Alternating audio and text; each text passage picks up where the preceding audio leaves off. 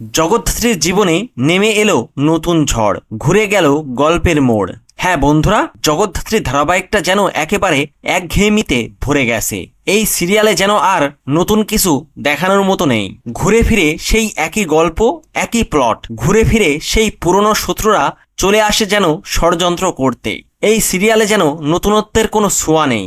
আর এবারও তার ব্যতিক্রম ঘটেনি।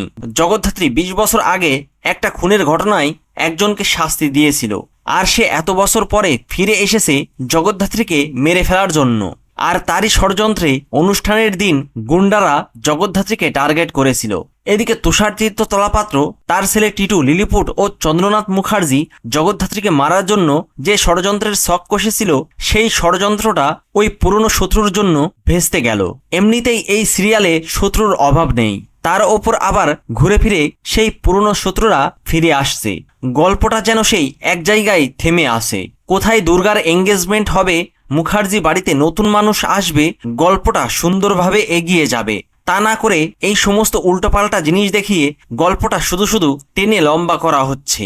তবে যাই হোক, স্বয়ম্ভু ও জগদ্ধাত্রী ইনভেস্টিগেশন করে খুব তাড়াতাড়ি তাদের সেই পুরনো শত্রু পর্যন্ত পৌঁছে যাবে এবং জানতে পারবে টিটু, লিলিপুট কিংবা তুষারতীর্থ তলাপাত্র নয়, অনুষ্ঠানের দিন তাদের ওই পুরনো শত্রুই জগদ্ধাত্রীকে টার্গেট করেছিল। আর তাই তদন্তের মোড় ঘুরিয়ে দিয়ে আসল অপরাধীদের শাস্তি দিয়ে জগদ্ধাত্রী ধারাবাহিকটা আবারও নতুনভাবে সেজে উঠবে।